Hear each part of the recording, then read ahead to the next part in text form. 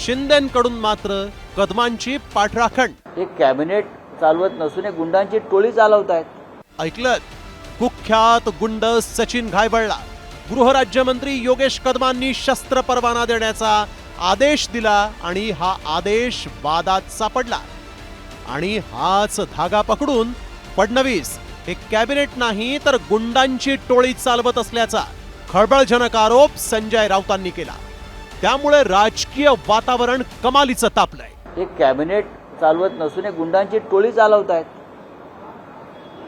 स्वतः रामदास कदम यांनी सांगितलं की विधान परिषदेचे सभापती, त्यांच्याकडे बोट आहे त्यांचं, राम शिंदे यांच्या सूचनेवरून त्यांनी त्या घायवळ नावाच्या एका संशयास्पद व्यक्तीला शस्त्र परवाना दिला।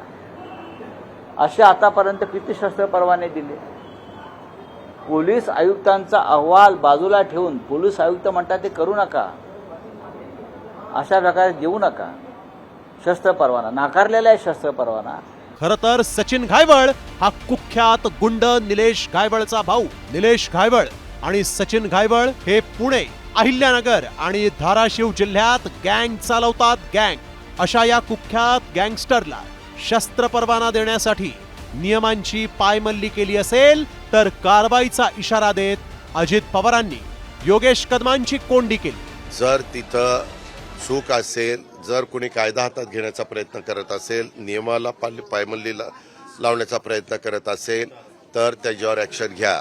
त्यांनी मला सांगितलं की जरी काहींनी शिफारस केलेली असली तरी इथल्या सीपीनी त्यांना परवाना, शस्त्र परवाना दिलेला नाही।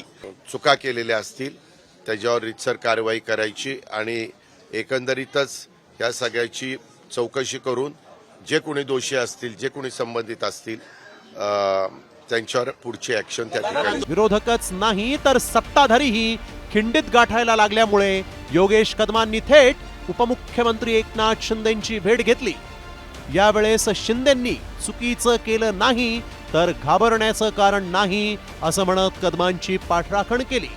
तर दुसरीकडे मुख्यमंत्री देवेंद्र फडणवीसांनीही घायवळला शस्त्र परवाना दिलेलाच नाही असं स्पष्ट केलंय। एक सुनावणी त्या संदर्भात गृहराज्यमंत्र्यांनी घेतली होती, पण हा परवाना दिलाच गेला नाही। पोलीस आयुक्तांनी त्या ठिकाणी वस्तुस्थिती लक्षात आणून दिली आणि त्यामुळे हा परवाना दिलेला नाही। परवाना दिला असता तर कदाचित मला असं वाटतं की अशा प्रकारचा आरोप हा योग्य होता, परंतु परवाना दिला गेलेला नाही। खरं तर आधी रोहित पवारांनी या सचिन घायवळच्या शस्त्र परवान्यामागे विधान परिषदेचे सभापती राम शिंदे असल्याची शक्यता वर्तवली होती। तर रामदास कदमांनीही शस्त्र परवाना प्रकरणी राम शिंदेंकडेच बोट दाखवलं आणि आता सचिन घायवळला शस्त्र परवाना दिला नसल्याचं सांगत सत्ताधारी हात झटकताय।